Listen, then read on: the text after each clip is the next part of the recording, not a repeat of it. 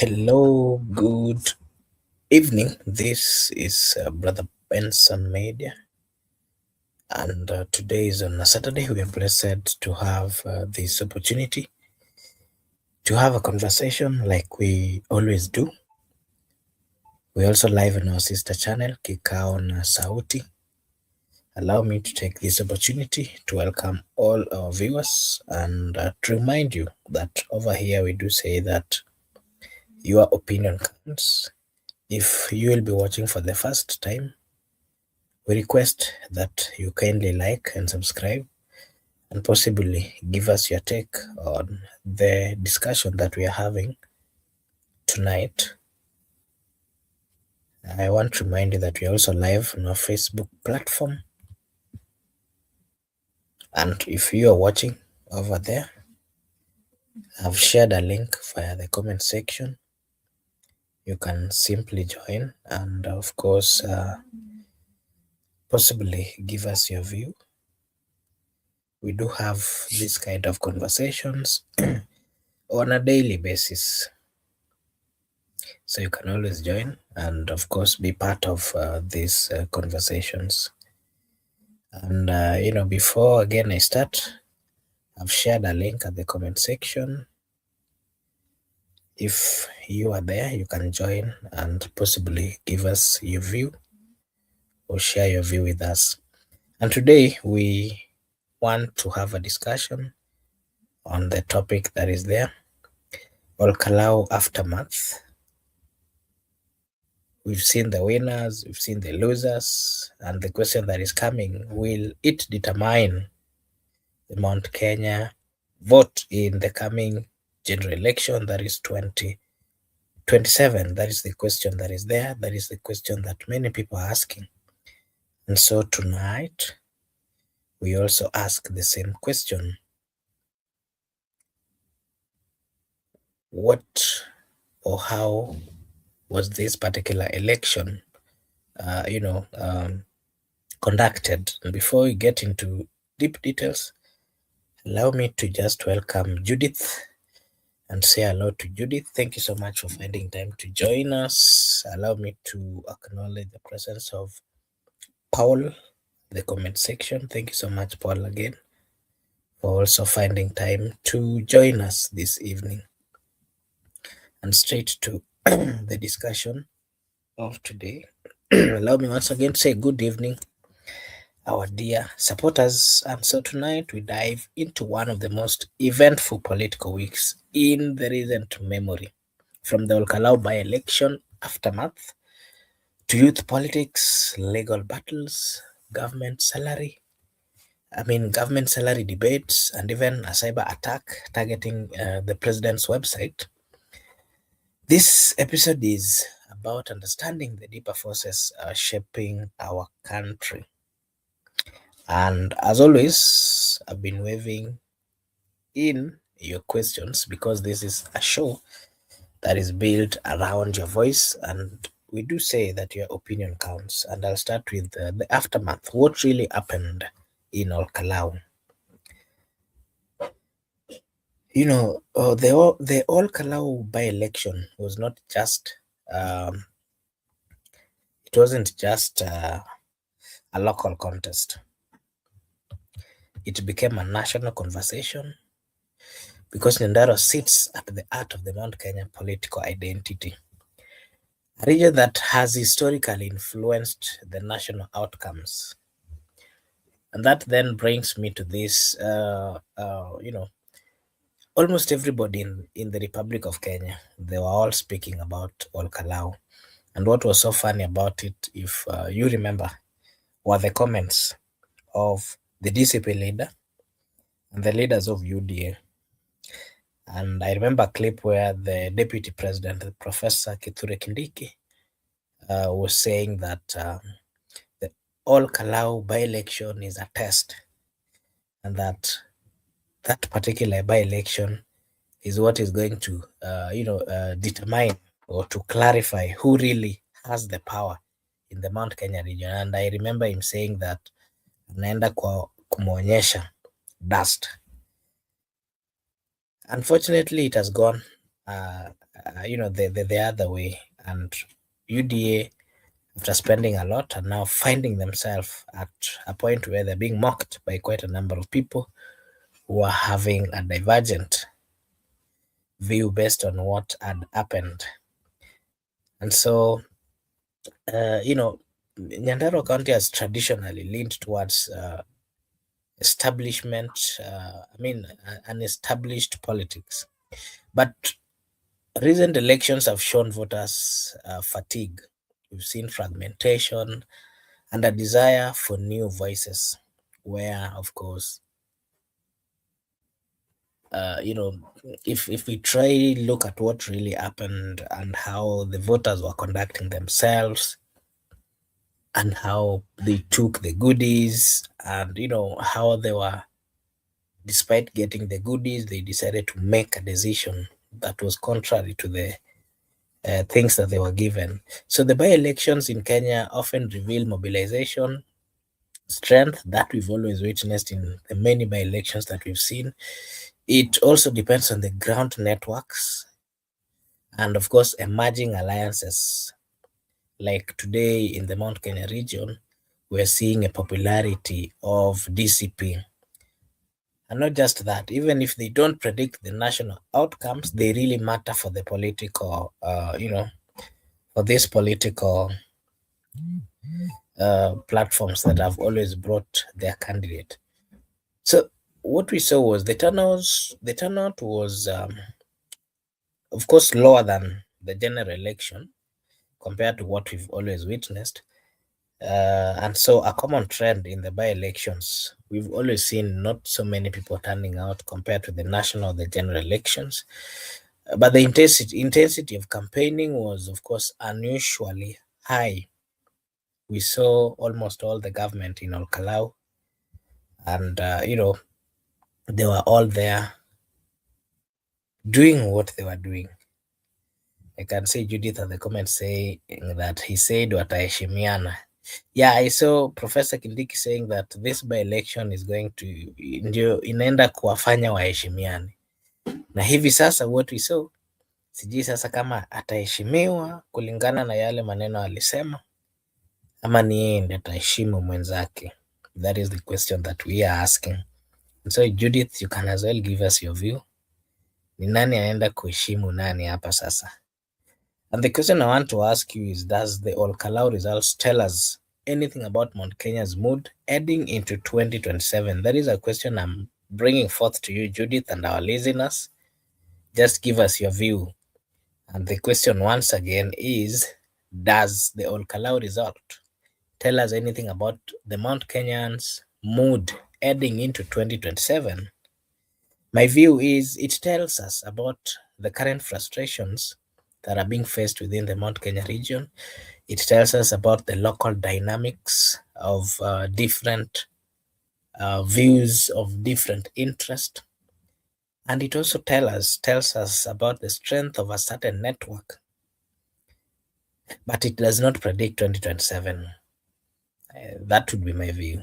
So, we've seen political analysts cautioning that by-elections are influenced by the local grievances, where whenever the locals feel like you're not good enough for them, they will not give you a chance. It is also influenced. We've seen by-elections being influenced by the clan dynamics. We've seen candidates' personality, where, for example, what we saw in Olkalau was the personality of the DCP candidate. This was a man that was seen and, of course, was even called Chokora by certain, leaders from the government side. And that actually partly evoked the emotions of the people. And they say that, well, this could be our person, this could be somebody who will understand us. And that is why they gave him a chance. We have also seen the ground mobilization, which, of course, the government side, UDA did, the DCP side did what they were doing. And, of course, it also depends on the short-term alliances, where, for example, the alliances are coming out. For example, now we are having the two That is the Kenya Kwanza, which is of course UDA, and on the other side of the opposition, we are seeing quite a number of parties also coming out, and they are all singing one thing, one term. They are all against the government, so that again can partly influence. But again, I can say that they do not show political actors still have the machinery, and which ones are losing the touch. So, if I'm giving my views on the winners and the losers on a fact basis, I can say that the winner, who is the candidate who secured the seat, gained visibility and, of course, the bargaining power towards the general election. DCP, who is the winner, of course, they are partly going to be very visible in the Mount Kenya region, and they are bargaining power in terms of the leaders within the opposition. That has given them a mileage. On the other side, we saw UDA losing, and that party is, as much as they did invest heavily, but they failed to mobilize effect. No, I wouldn't really say they failed to mobilize effectively, because they did. But again, we've also seen some neutrality where national parties that treated this as a test run rather than a decisive battle. There were so many people who were battling it out, but then they just wanted to be on the ballot. They did not have much. What we were seeing were just two political parties coming out to fight each other. So something else was that I want us to just give our views on is the issue, the issue of bribery, the issue of goodies, and the issue of bribery, the issue of goodies, and the culture of ground and politics. And before I get into that, allow me to just acknowledge the presence of Good Year, who is saying hi. Thank you so much, Good Year, for finding time to join us this evening. We really appreciate your time and your presence.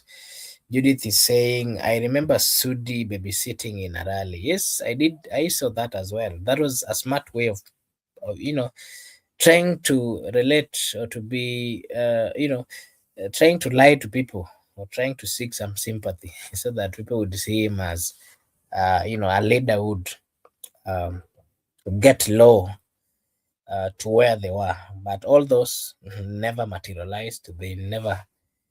Uh, they never saw anything positive out of it.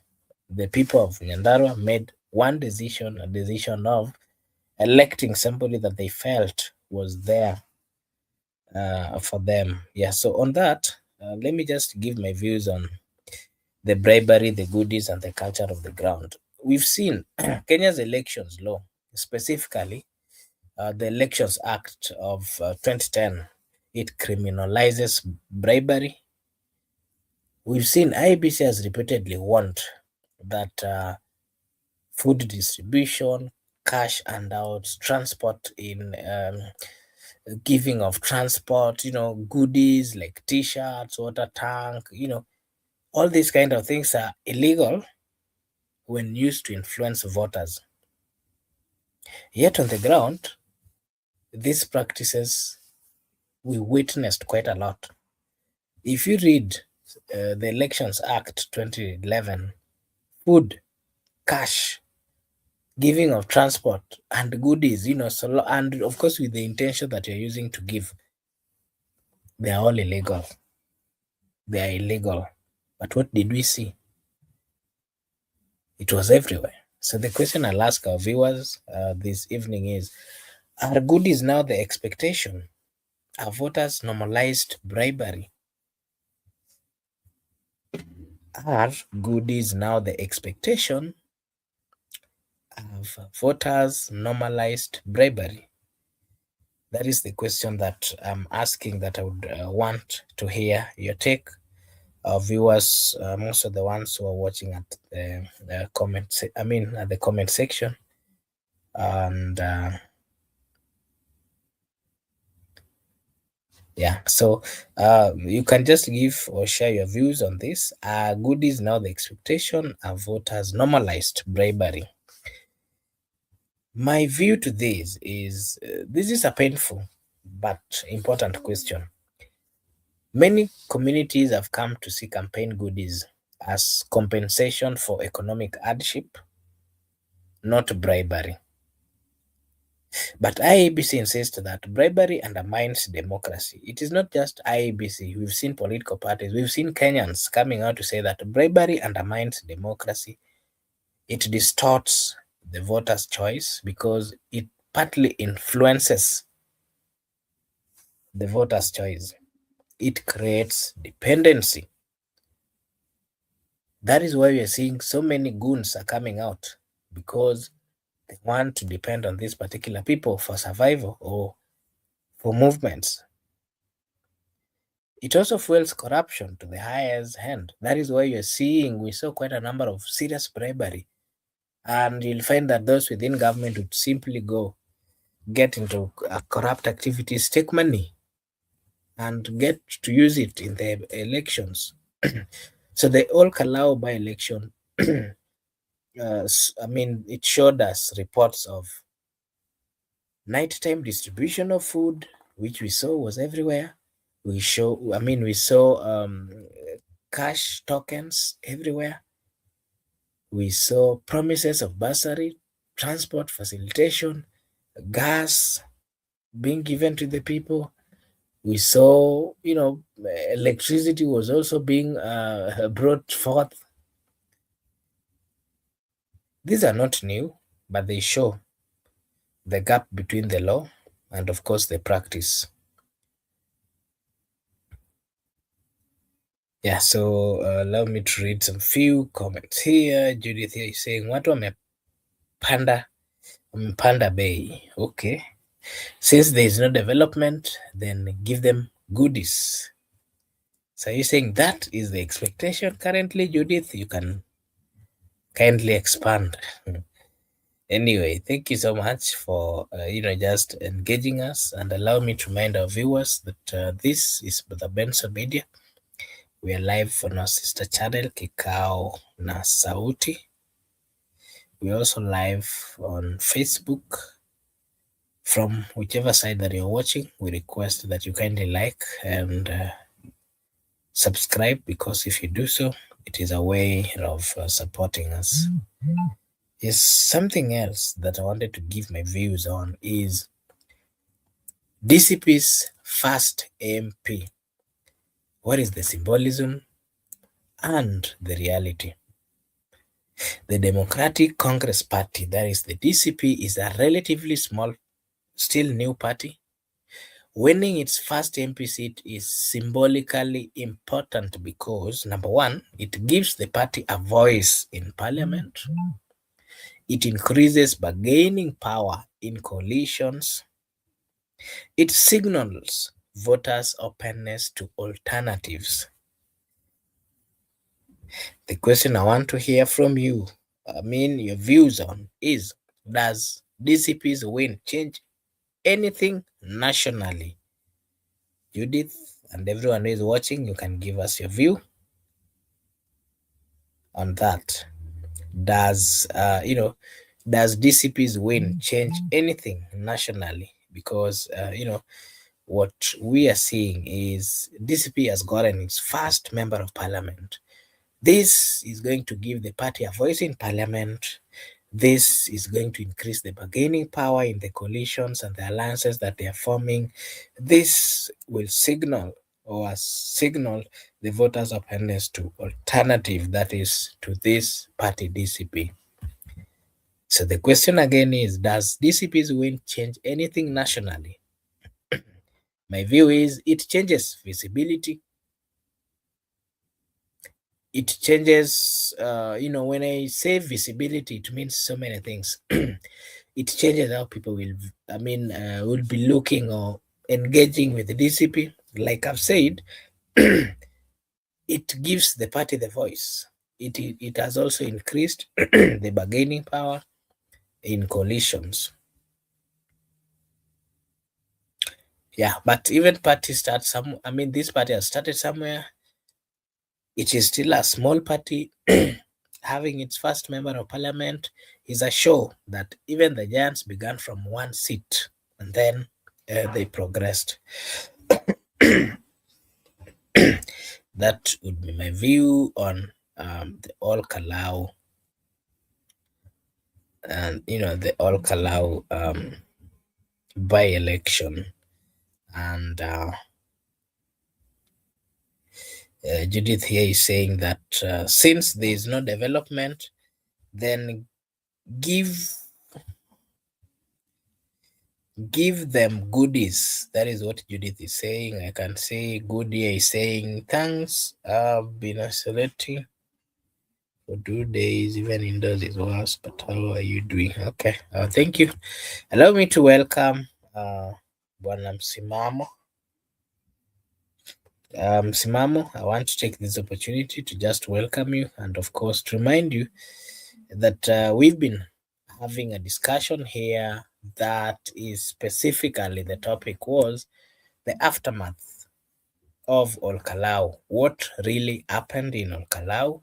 And I've said that the election was not just a local contest, it became a national conversation because Nyandarua sits at the heart of the Mount Kenya political identity, a region that has historically influenced the national outcome. And I have said that, uh, Nyandarua County has traditionally leaned towards the establishment politics, but recent elections have shown voters' fatigue, fragmentation, and of course a desire for new voices. But by-elections in Kenya often reveal mobilization strength, like what we saw. It shows the ground network, it shows the alliances, and if they don't predict, these ones do not really predict the national outcome, but the parties participating really mean a lot. And so the question I was asking is, does Olkalau, Bwana Msimamo, as you come, does the Olkalau result tell us anything about the Mount Kenya's mood heading into 2027? That was my question. Bwana Msimamo, you can just give us your views on that before we proceed.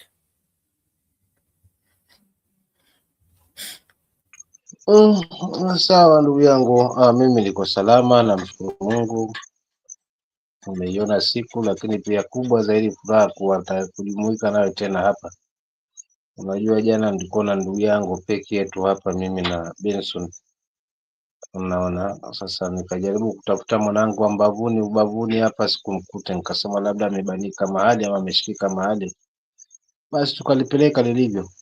Lakini ni furaha iliyoje tena tukikutana hapa tena kwa mara nyingine.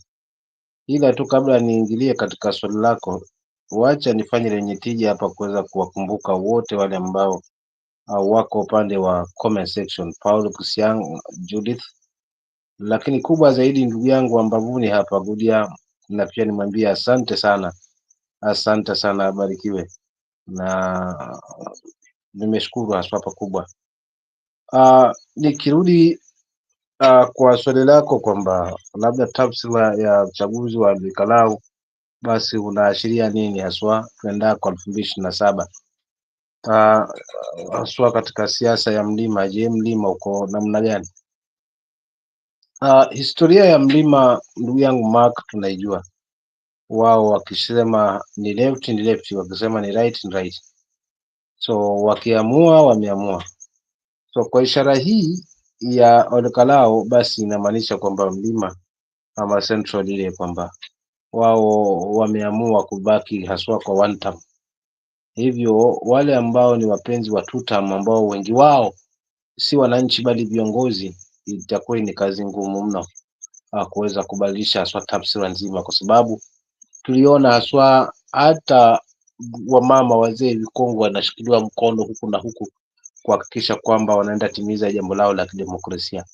So hii inaashiria kwamba 2027 itakuwa zaidi ya kile ambacho tuliona Olkalau, kwamba wao washamua ni one term, na sidhani kama kutakuwa na mabadiliko mengine tofauti na yale ambayo tumeyashuhudia, kwa sababu wamegusia mambo mengi, mfano suala la goons waliweza kutibiwa mapema na pia hawakuweza kupata mwanya haswa kuweza kufanya ya kwao, lakini vile vile pia tukiangalia maaskari wetu walikuwa na kazi kubwa hadi wananchi kuamua kuweza kuwapekeshen kila mahali kuona kwamba wao hawajahusika ama wana njia yoyote ile ya kuweza kuharibu sauti yao ya mpiga kura pale debeni. So unajua sasa katika hayo matokeo yanaashiria kwamba 2027 itakuwa moto zaidi haswa kuliko hata hii ambayo tumeonyeshwa Kalou. Kwa hiyo kwa utangulizi ni kwamba tutam wana kibarua kigumu haswa kuweza kubadilisha taswira nzima ya kura ya Central tuendako 2027. Asante. Okay, thank you Bwana Msimamo. Really appreciate your presence. Umeuliza nilikuwa wapi jana. Jana nilikuwa, I was a little bit held up. I got home a little bit late, and by the time I was getting home already, the show had the show was already over, and so I didn't get the opportunity to to join yesterday, but everything is okay. We thank God. I appreciate the fact that you always found time to join us, and not forgetting our good supporters at the comment section. We appreciate as well your consistency, your support, and your encouragement. We appreciate so much.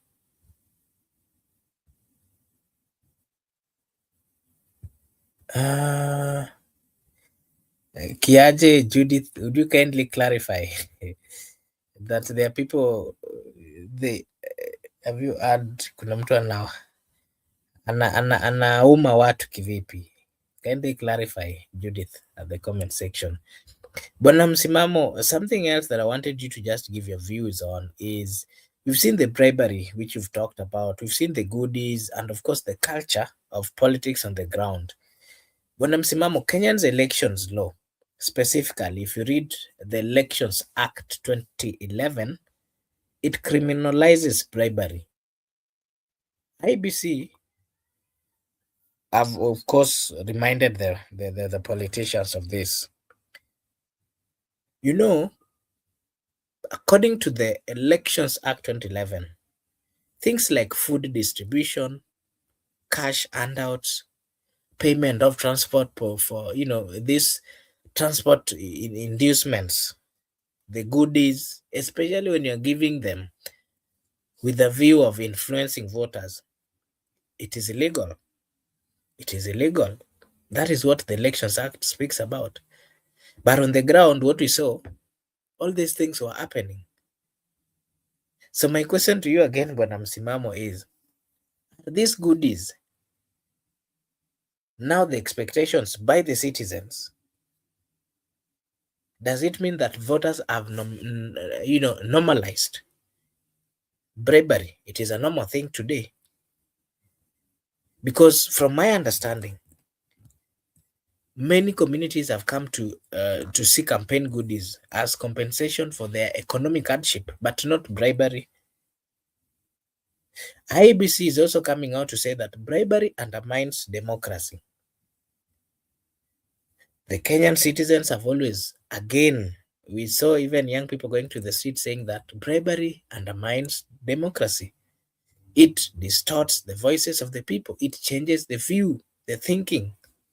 It creates dependency. That is why we have so many young people following up on politicians and becoming goons. It fuels corruption.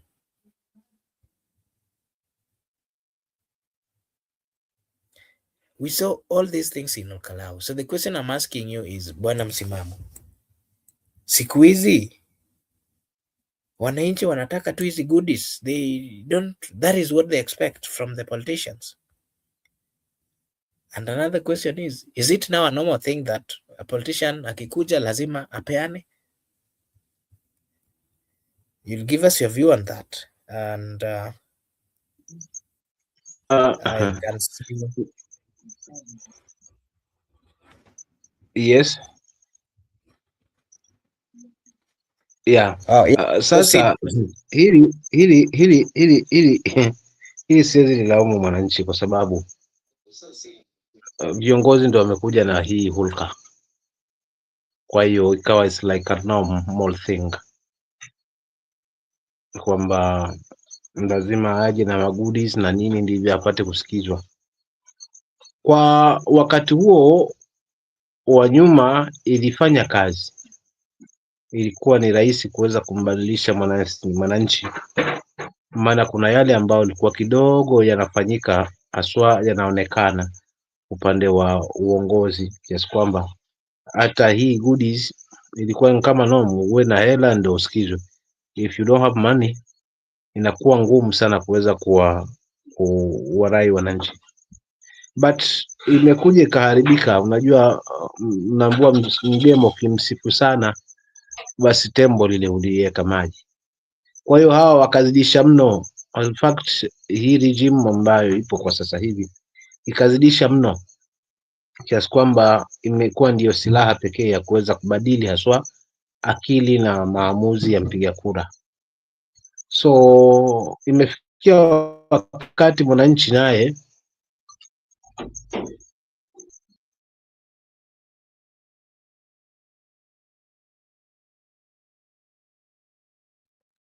Yes, Msimamo, are you there? Okay, allow me. I don't know, but the Ben, if you have some few minutes, I give you a chance. Kindly confirm if. Okay, you can go ahead.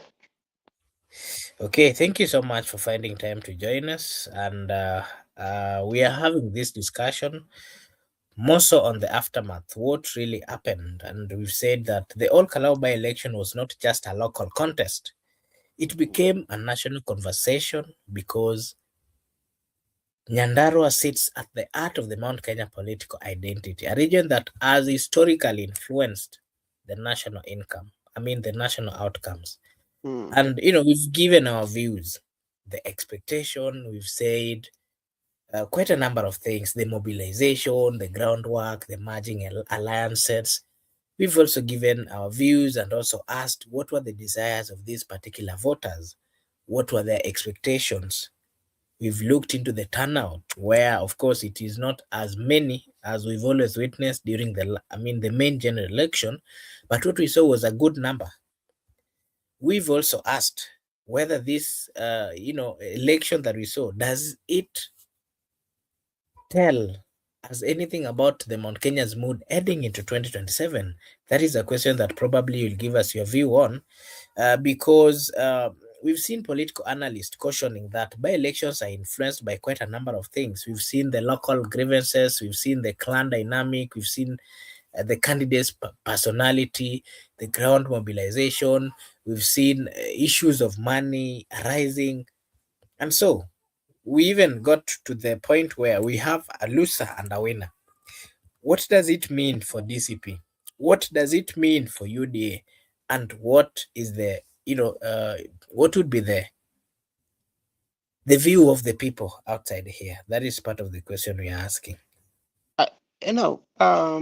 People, especially people having different views, especially because the by-election of Olkalau has really put it on the national center stage of politics, because if you're very keen, especially for now is the from yesterday until today, politicians have been talking about it. You could listen to especially politician from the Luo Nation, politician from the politician from all walks of life, they've talked about Olkalau. But when you want to look at Olkalau, you have to look at who are the winners and the losers in this election. And to me, the people that are the losers are the majority of Mount Kenya member of parliament who are not allowed to DCP or who are decampaigning Rigathi Gachagua. They are losers because based on the results that has um, um, as the way the result has shown that there is a leaning, uh, majority of Mount Kenya are leaning towards DCP, and that one is an indication on the All Kalau. That is one. Secondly, the biggest losers here again is the UDA candidate. You know, I listened to Hassan Omar, whereby he was talking about how President William Ruto has given the Mount Kenya number of PSS and all that. But remember, these were given because actually they assisted in supporting President William Ruto to President William Ruto to get into the power, because that was the power agreement. This was not about all Kalau.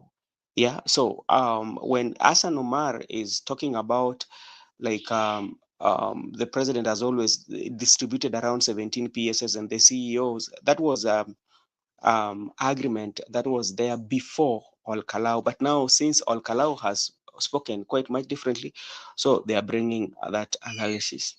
Then another loser again here in this by-election, I would say, is President William Ruto. The reason why I would say that it is President William Ruto is, even though he did not kind of availed himself physically, but I think behind the scenes he was pulling the strings, because I do not think, or you cannot convince me that the polls that were going there, the gas cylinder, the mattress that uh, uh, are marked in the GK, you know, those can happen even during the election, where the the election were there and we saw the hooded men in those SUVs, and you know, when president had an opportunity to speak, he did not speak about them. So you know, it shows a failed uh, uh, state in a way, especially when it comes to say security, because you cannot convince anybody that with the number of police that were deployed in that area, especially during the by-election, such like institution, such like I mean, incident can happen. So that is the reason. Another loser is also the member of parliament, especially those who are the number plates of those vehicles who are run. You know, um, especially when some of the number plates, they were saying that was tied to the member of parliament, a particular member of parliament. It shows what kind of leadership are you offering. These are your people, your kingsmen, and if it can reach a point whereby in your kingsmen you come and bring such like people uh, to disturb them, at the end of the day you find that two people lost their lives in that. So that is the losers. But now when it comes to winners, the winners I would speak of IBC, despite the fact that the little face that we have, people have in IBC, but they try their level best. You know, is if you compare what happened in Mbere and what happened in Olkalau, especially in terms of service delivery and in terms of how they organize yourself, there you can say that they did a commendable job. Another winner is I said is Rigathi Gachagua. Rigathi Gachagua is the biggest winner in this election. This one elevate especially his stature or his value, especially when it comes to negotiation in the table of when they will be making coalition, because he has sent a warning, especially to those who are those who were those who are going to vie, and he has a stake to make those decisions. And it is a big, I would say it's a big threat, and is also, I would say, that is a big plus, especially to the united opposition, because with this, which means Rigathi Gachagua will have to dominate, and so in those principles, they will have to give Rigathi Gachagua maybe a upper hand. Another winner, I would say, is Methu. And the reason why I'm saying that Methu is a winner, remember, Methu was the face of this campaign, you know, from the day one, Rigathi Gachagua was just making calls, but Methu was the face of the campaign. And if you're very keen enough, even the member of parliament who have just won, if you look at his face, he tried to take that the face of Methu, of having the beard and all that, and that one, it tells you that Methu um, really did a good job. And also, what I can say about Methu, remember when they were barring the member of parliament whereby election was taking place, Methu told the president, I respect you, but I don't fear you. And this was a match that the president was matching with Methu, a political match. And actually, Methu now confirmed in terms of political match in that area, actually, he doesn't fear, but he doesn't fear the president, but he respects him so much. Another big loser that I did not speak about Mr. Makobura is Matiangi. I feel Matiangi is a loser, and he needs now to go back and strategize well, or they have another alternative. From the look of things, I do not think that the Jubilee Party. I do not think that Jubilee Party will compete UDA, especially in Mount Kenya. From all the indication, the political indicators show that Rigathi Gachagua will sweep, or Rigathi Gachagua political party, the DCP, as the popularity in that region.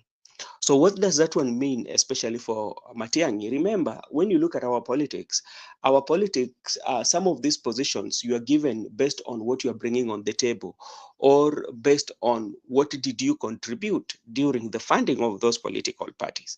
So if you look at Fred Okengo Matiang'i, he has a Jubilee ticket. So, and he is bringing that Jubilee ticket on the negotiation. So it means that he will only come in with the people from the Kisii land. And how will that one influence, especially the decisions on the united opposition ama Komboa Kenya yenye naona nani ameandika. So is also one of the biggest loser in this by election. And another winner, I would say it's a united opposition, and they are winner because like some of the questions that they've been asking, have been answered. The only thing they need to unite and uh, and confront one candidate, and they might win. Lastly, the biggest winner are the people of Kalau. And why do I say the people of Kalau are the winners? Because they've shown the country that you can vote wisely despite the many resources that have been placed along your way as a way to entice you to vote another way. You forgo all those and vote with your conscience, that what your conscience is telling you.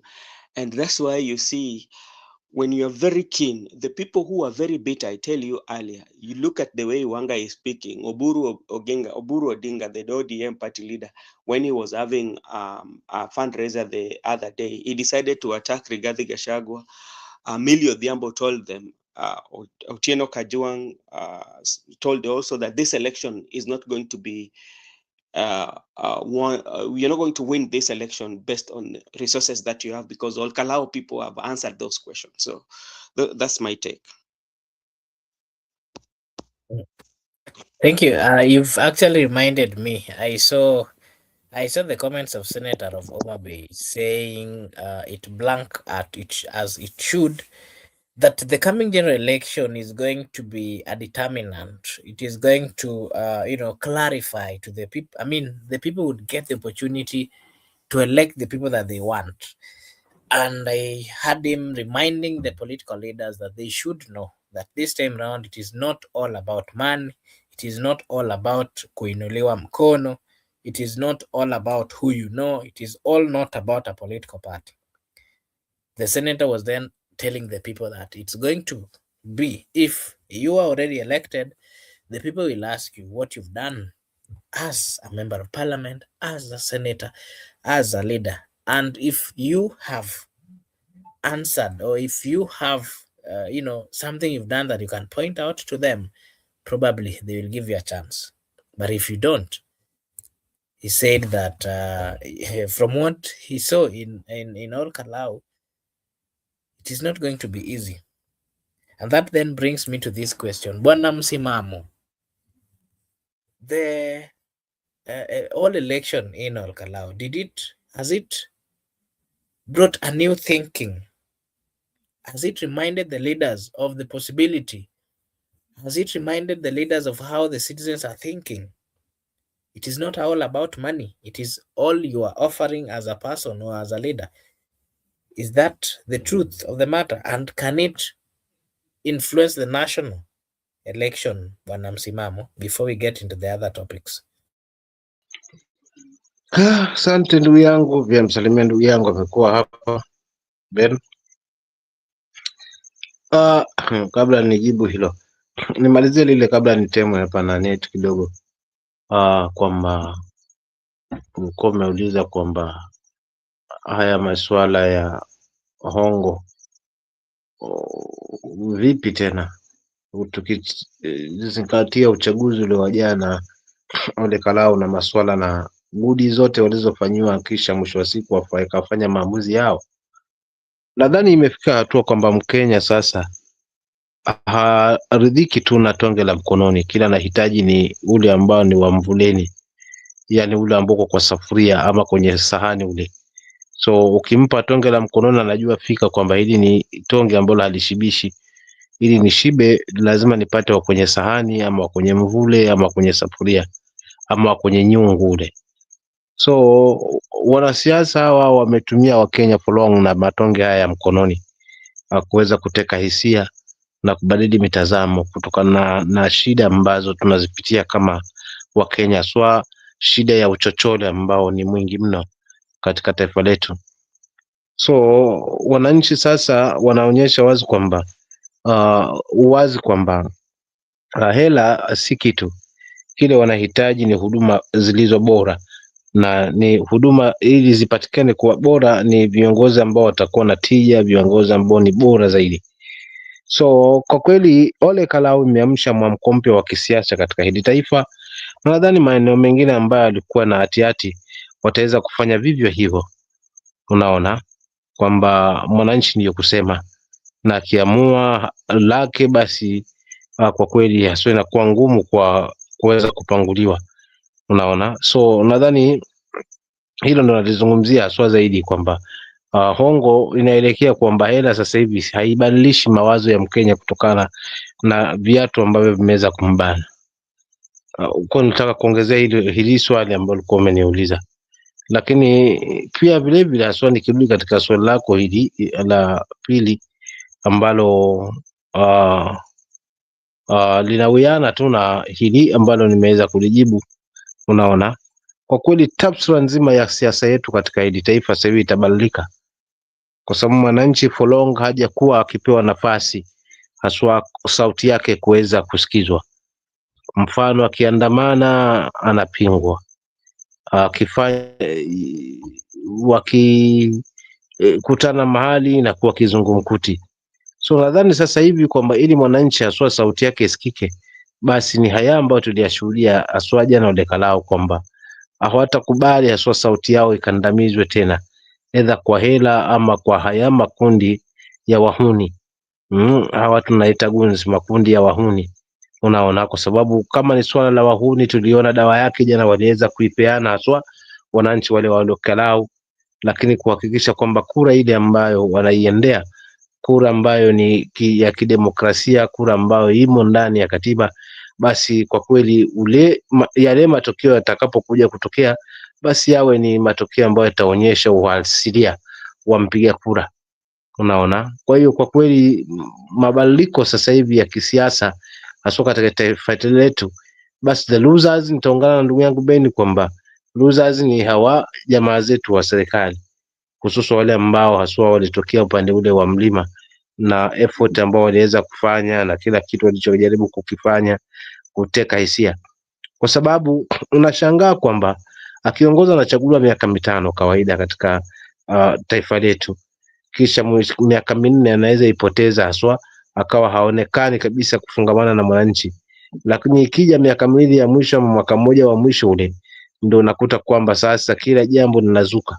So Mkenya anatatizika, hawa watu walikuwa wapi, ama hawa viongozi walikuwa wapi muda huo wote mpaka sasa hivi?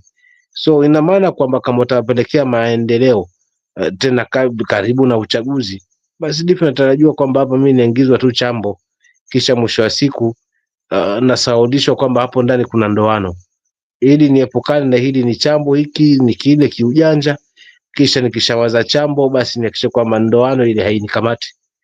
Kwa hivyo hayo ndo maamuzi ya Mkenya yalipofikia, kwamba despite ya yote ile hatatishwa kwa gunism, atafanya maamuzi yake mkononi, hatatishwa kwa hela, maana kama ni hela ama kwa project zile ambazo zinajaribu kuwekwa kwamba zinyamazishe sauti yake. Hilo ndo naweza nikaliongezea kaka yangu Mark, lakini niombe pia vilevile haswa kuliweka tena katika hali ya usawa hili swali lako la pili, maana lilinitoka nikitafakari lile swali la kwanza ambalo nilikuwa nimelianzisha. Ni hayo ndugu yangu Mark, kwako.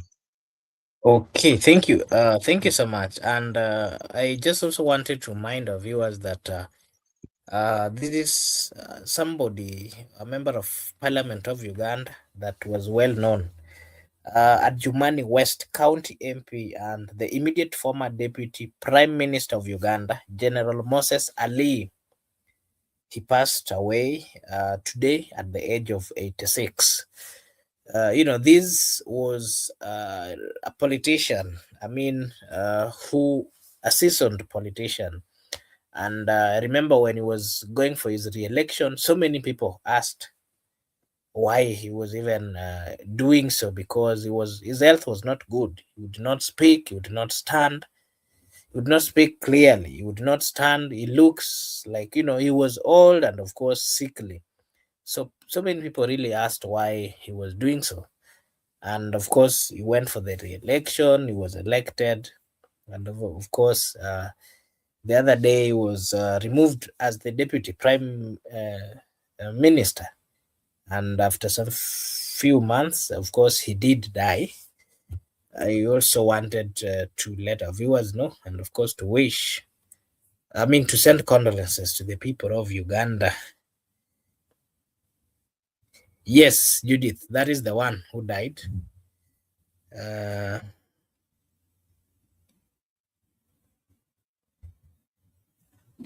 Yes, that is the one that I'm speaking about.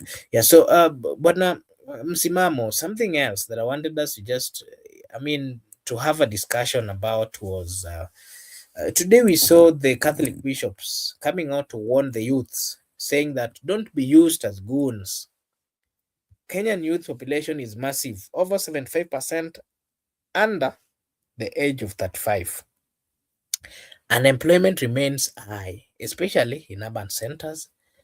This makes youths vulnerable to political manipulation, paid violences, intimidation, roles, social media, misinformation. Bishop Muhatia's warning is grounded in decades of election violence history which Kenya has ever experienced. So the 1992, 1997, 2007, 2008, 2017 pocket of unrest. The church has historically played a stabilizing role. So my question to you is, how do youths avoid being used by politicians, Bwana Msimamo? Should they join the civic education groups? Should there be should they refuse the cash? Should they prioritize on other things? Remember, youths are the future, not tools for the political battles. Those are the remarks of the bishop. What are your views on that? And as you come, Bwana Msimamo, you can combine it with this. We saw the LSK pursues the USA quarantine case, where the Law Society, together with others, has a constitutional mandate to defend the rule of law, to challenge unlawful detention, to ensure court orders are respected. The case involving the US citizens allegedly quarantined despite a court pronouncement raises one, the human rights concern, number two, the executive compliance question, and of course, the diplomatic sensitivity of the matter. So, my question is, why is LSK pushing this case so hard? As we have seen, as the court, because the court orders uh, are being ignored, or what exactly? You can give us your view on those two, before we proceed. Bwana Msimamo. Wacha nipe nafasi ndugu yangu Beni hapo kwa hayo maswali, anisaidie upande wake kama ananipata. Okay, Brother Ben, maybe you can go first. If you have in.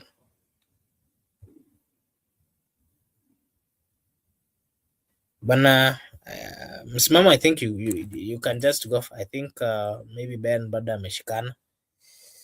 Now, you wanted me Unaweza, to say something, Mr. Makobura?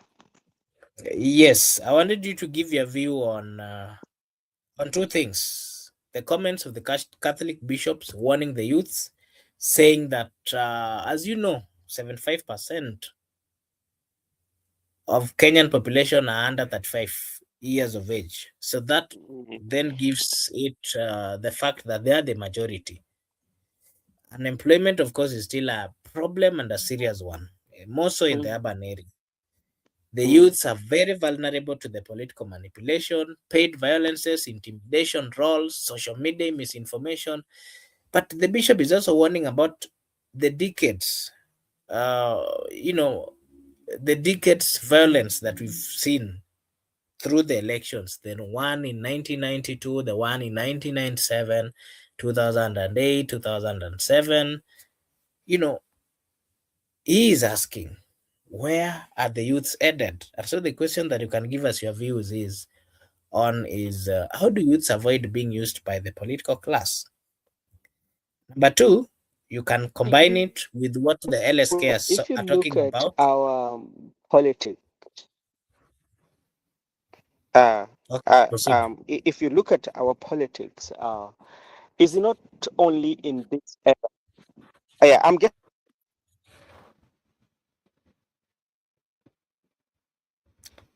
Proceed. violence. You know, it is something that started long way. Especially look at YK92. When you read those stories, what do you come up, or what stories do you get from there? So. So it's upon the leaders, especially, to put in place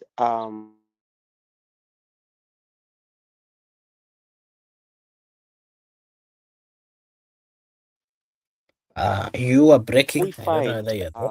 the youths that are, yeah. Am I still breaking? I can hear you. Yes, proceed then. Can you hear me? Yes, Yeah. yes. Now So I can hear you. Proceed.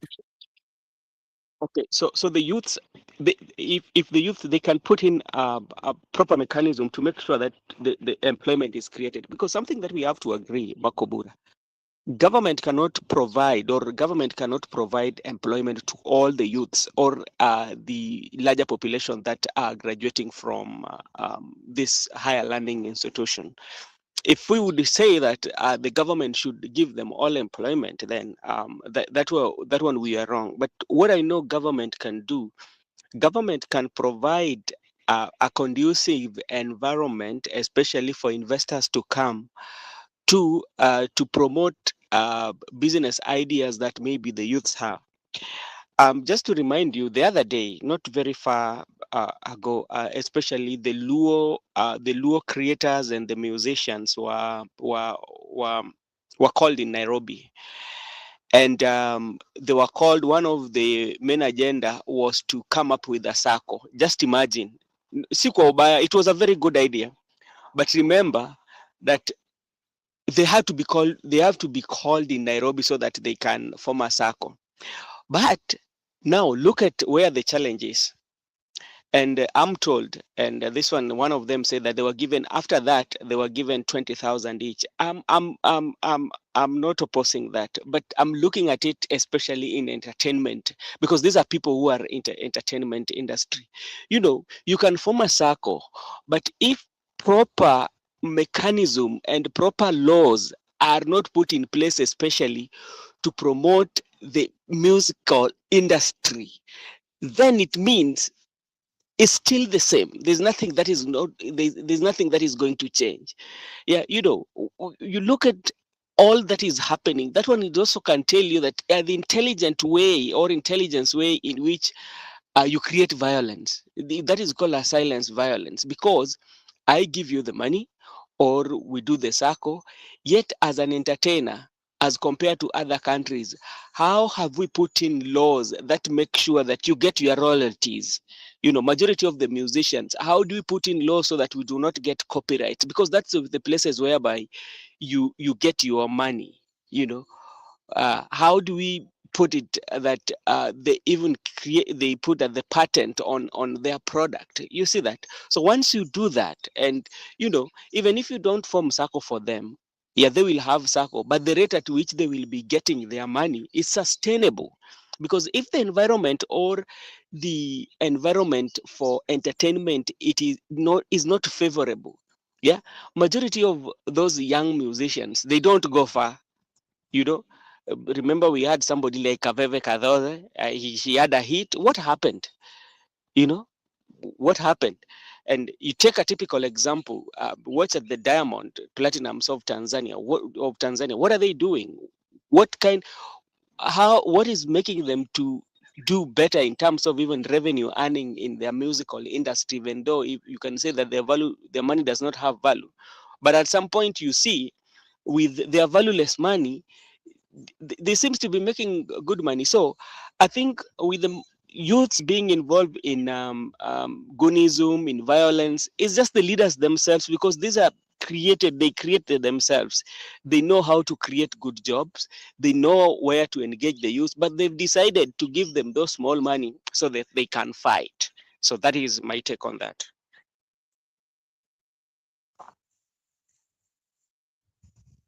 Okay, Bwana Msimamo, what do you have to say before we move to the next topic about the bishop's comments about the youths being used as goons, and how can that be solved? And again, the LSK is coming out to say that the government is not respecting the court orders or the court pronouncements. What are your views, Msimamo? Asante ndugu yangu Mark. Youth kutumika haswa kwa wagonzi ni kwa sababu ya uhaba wa ajira. Youth wengi wamesoma, wazazi wao wamesacrifice mali, wameuza mali, wametenga haswa mapeni yale kuona kwamba watoto wao wanaweza kupata elimu ili haswa kesho yao haswa iwe itaweza kuwa bora, lakini vile vile waweze kusaidia haswa wazazi wale ambao wengine wameuza vyao, so hawana kazi, na kwa sababu kuna uhaba wa kazi, basi kwa mabwenyenye kuweza kuwatumia kufanya asiyofaa ni rahisi. Maana ni bora mdomo haswa nani mkono ungie kinywani ule, unaona. Ila tu kwamba hili la gunizimu sasa hivi linakuwa na ati kwa sababu mostly wakijitokeza wanakumbana na kile ambacho wanakumbana kwa hasira, wenye ghadhabu, wengine sometimes hata kupoteza maisha, wanaweza kupoteza, wengine na kuumizwa. So for youth wanatumika because ya uhaba huo wa ajira. Hela haizunguki haswa kikamilifu, hela la kusanya inawekwa, tunakuta kwamba ndio hii ambayo inafanya kazi ambazo hazina tija, unaona, kwa kuweza kuwajaribu kuteka haswa hisia za Wanakenya kwa kutumia hela, unaona. Kwa hiyo hili la gunizimu kwa kweli wa youth kutumika haswa kama gunzi, hili nafikiri linaelekea kwenda mwisho sasa hivi, kwa sababu uongo si kazi. Hii kama utakwenda mahali umepewa 500 uende uharibu wasio mkutano, mfanye yasiyofaa, ikiumana basi youth ndio anaumia, na mara nyingi ni wale ambao wanatoka katika familia za uchochole ama maisha yao ambao si yenye tija. but ukizingatia kwenye wanasiasa unagundua fika watoto wao wasio wanasoma mashule ambayo na security wanakaa mali sawa. So nadhani hili kwa kimtazamo wangu kwamba linaathiri na limeathiri haswa wa vijana wa kutumika haswa kwa mambo yasio kwa tija. Unaona, kimtazamo wangu kaka. Ila LSK kwamba serikali haikubaliani na court orders, mimi nakubaliana na wao kwa sababu katiba iko waziwazi haswa, but unakuta kunafanyika mambo ambayo hayana tija. Unajiuliza sasa, hii katiba mbona imepewa kisogo, na hili hali ndio mwongozo haswa wa hati, na ndio mwongozo wetu haswa kama taifa. Unaona, so unagundua Afrika nakubaliana na LSK kwamba government LSK kwa sababu inaamini kwamba sauti akizungumza anachokizungumza kwake ni sahihi na yeyote anayemkosoa kwake ni adui. So kwa hali hii kwa kweli inalemaza juhudi nzima za hii tunaita demokrasia, kwamba kama kiongozi amepewa jukumu la kuweza kufika mahali fulani kujieleza, basi ni haki afike tena kwa wakati, ili haswa kuweza kuwa na ule uwazi katika utendakazi haswa wa hawa viongozi wetu. So kama hilo halipo, basi unagundua fika kwamba yani kama halipo, basi unagundua fika kwamba kwa kweli nafungamana na LSK kwa kweli, haswa kwamba mmoja haswa ndiye ambaye anakuta kwamba kila kitu haswa anaweza kifanya yeye mwenyewe binafsi. Unaona, hawa wengine wote ni waboreshaji, na unakuta kwamba maaskari wetu wanatumika sasa, badala ya kuweza kuwa na huduma na ukarimu na mwananchi, basi wamekuwa mbali na mwananchi kiasi kwamba haswa unagundua fika unaweza waona wakisindikiza wagunzi gunzi wakifanya wasiokuwa na tija na hawana vyovyote vile vya kufanya because ya sauti moja katika hili taifa. Unaona, sauti ambayo inajiamini kwamba iko sahihi na inajua kupanga everything, haitaki haswa sauti zingine ziingilie pale, zikiingilia inakuwa ni uhadui. That's what hivyo ndo naweza nikaongeza tu ndugu yangu Mark haswa kwa uchache huo kwamba si sheria tu wanaipinga, lakini hata katiba ya nchi. Kwa maana hata ukiangalia yale yamefanyika Kalou, mitungi ya gesi, maendeleo ya lazima tena kwa wakati huu ni kinyume, kwa sababu inazidisha mno ile hali kwamba ule uhalisia ambao unaweza tumika Valdebeni endapo wananchi haswa watafungamana haswa na kubadilika mitazamo yao kwa ajili ya hera. Kwa hiyo for real nakubaliana haswa kwamba yupo mmoja ambaye yuko juu ya sheria ambaye anaamini everything, hakuna kitu ambacho kwake kinaweza muathiri kwa njia moja au nyingine. Asante ndugu yangu Mark.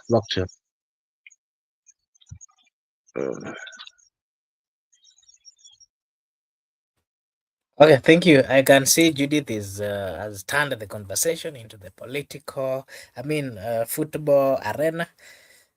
Judith, I'll come to you in a few. Let me just finish up over here. Naona unasema tumeanza vibaya. Just wait and see. And I'll invite Barack very soon so that he comes sees how Judith is, anyway, allow me to proceed with the other question that the other thing that I wanted us to have a look at. Bwana Msimamo, President's website hacked. 41 million Bitcoin ransom.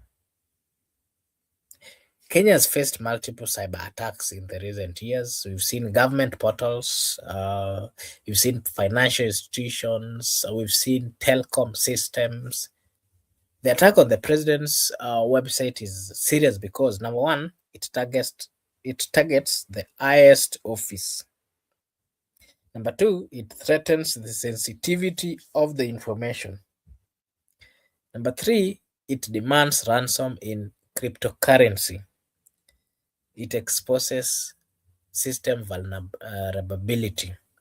And that then brings me to this question. We have very, very clever young people, not just young, quite a number of young people who are very much clever and in this field of hacking. I wonder why that kind of things are happening, and we are also here, and we can assist. Young people can, find way of mitigating all these kind of things. 41 million shillings in Bitcoin is a large ransom. The cyber criminals often demand high amount to test negotiation willing. So my question to you, Bwana Msimama, should Kenyans be worried about digital security? The cybersecurity experts say that the government systems need upgrade. I wonder the people who are employed what they are doing in terms of upgrade of those systems. They also say public awareness is very low. Cybercrime is rising globally. Kenya must invest in the digital resilience. This includes, this incident is a wake-up call. I agree that it is a wake-up call. We are at a point where, there's much that is okay. Thank you, Simama. There's much that has gone in terms of technology. There is a lot of improvement. I think what needs to happen is the government needs to do what is right, and I'll not go much. Probably msimamo, labda upeane maoni kabla utoroke.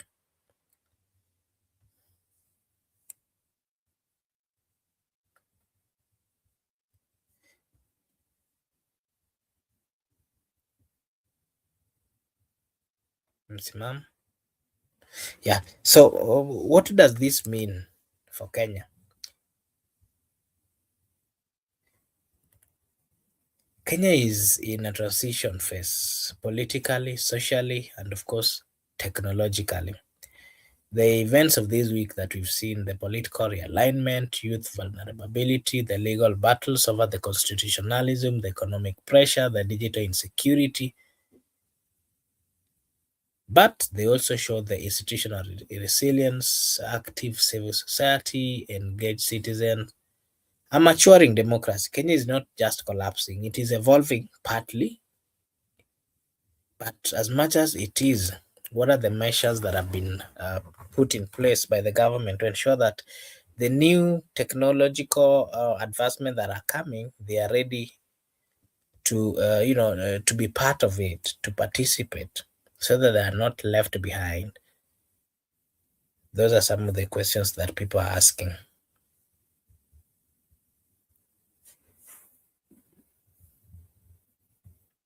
Yeah, I think I'll leave now the political side. Allow me to concentrate kidogo on what Judith is saying over here. Yeah. Okay. We can't win trophies. Okay. I'll bring you Barak here. Barak is a good match.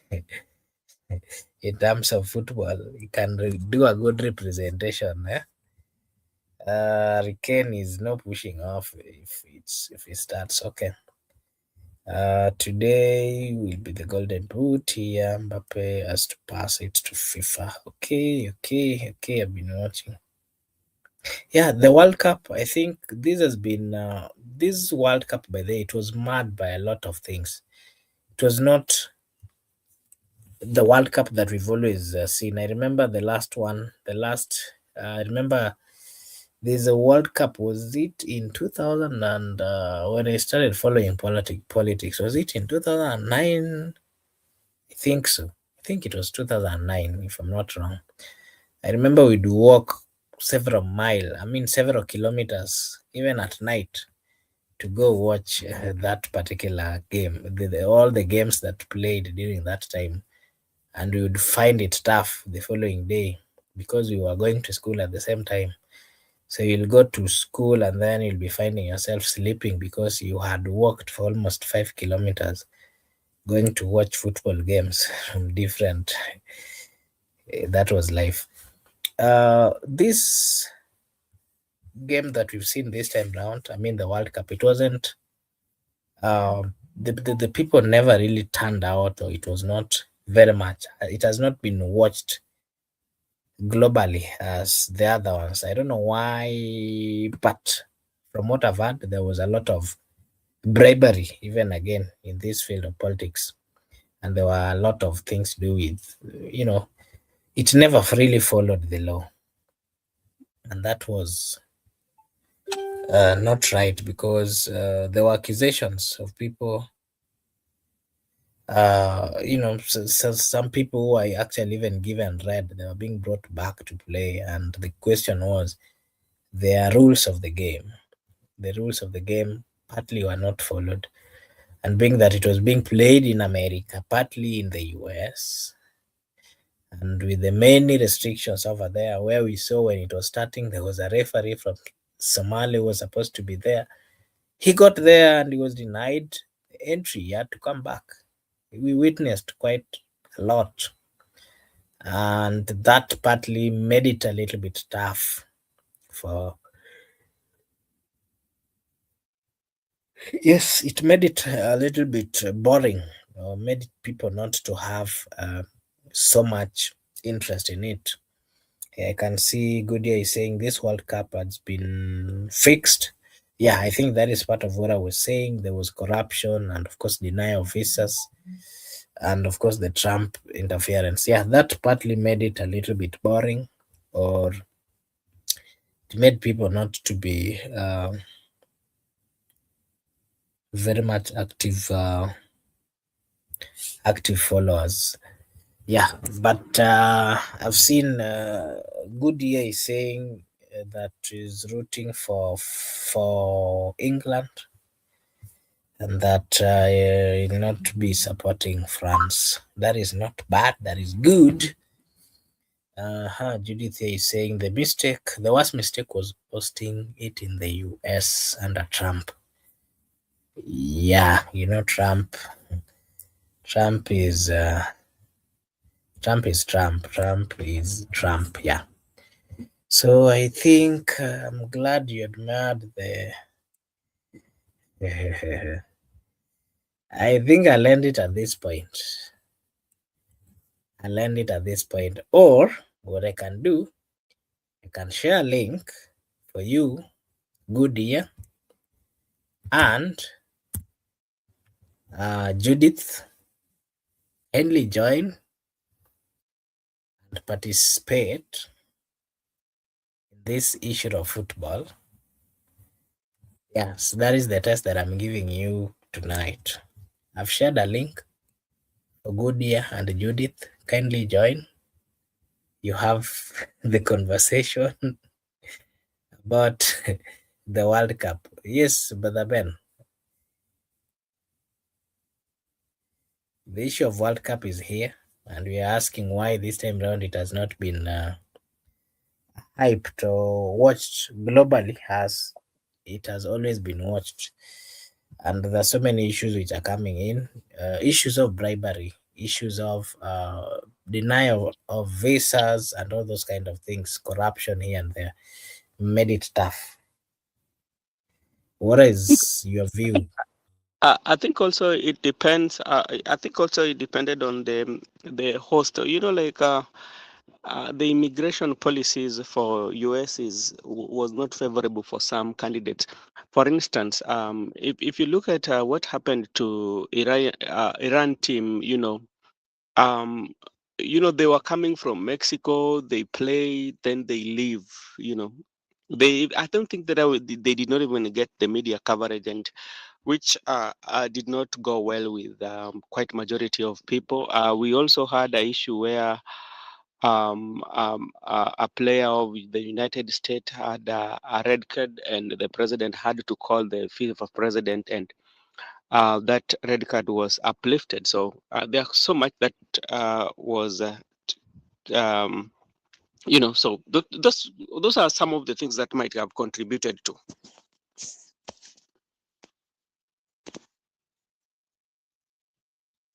Hello, Makubura. That's it. Okay, yeah, thank you. I'd given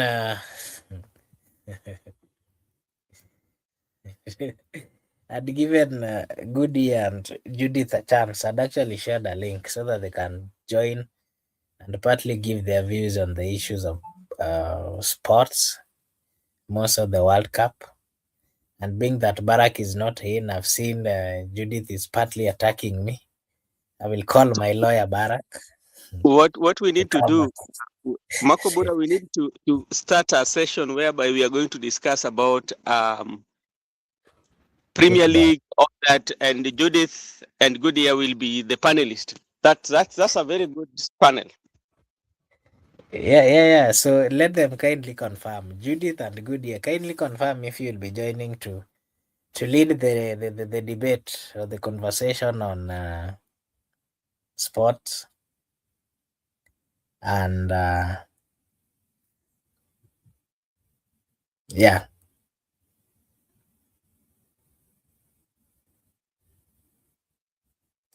I'm waiting for your confirmation, Judith. I'm waiting for your confirmation.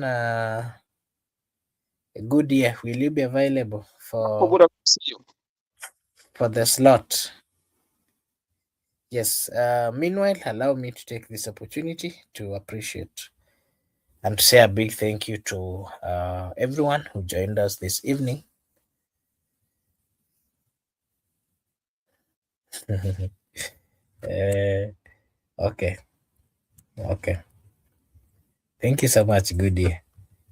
Thank you so much, Goodyear, for finding time to be with us. Judith, thank you so much. We appreciate.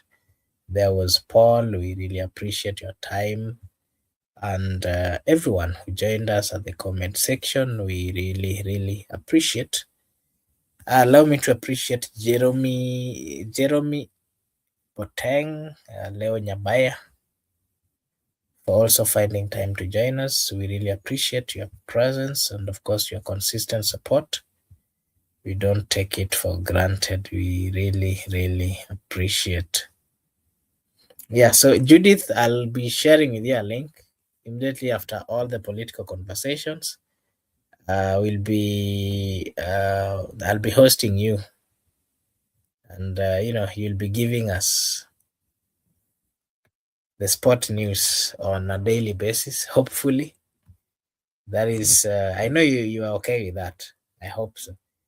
Meanwhile, I appreciate so much everyone's presence and, of course, everyone's support.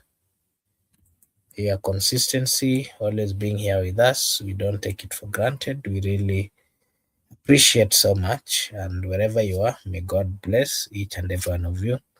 Allow me as well to say a big thank you to our good friend Simamo for finding time to join us this evening. Brother Benson was also here. We appreciate so much. There's also those viewers who are always silent. They never comment, they never give their view, but they are always here with us. We appreciate your presence as well. Tunashukuru na tunasema ni asanti. Yes, so thank you so much.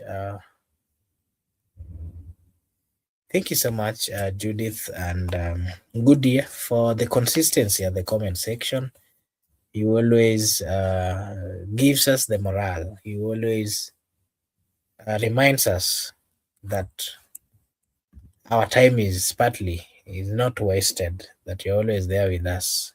It is a good sign. We really appreciate. We appreciate you so much, and wherever you are, may God bless each and every one of you. Yes, I'll. Yes. I'll try find him. He's been he's been away for some time, but I'll try look for him and pass the your regards as well. Yeah. So thank you so much. We appreciate. May God bless you this evening, and those of you who are Sunday religious people, may your Sabbath, as they say, be a blessed one. Yes, so we do have this kind of conversations on a daily basis. If you are joining for the first time, we request that you kindly like and subscribe, because if you do so, it is a way of supporting us.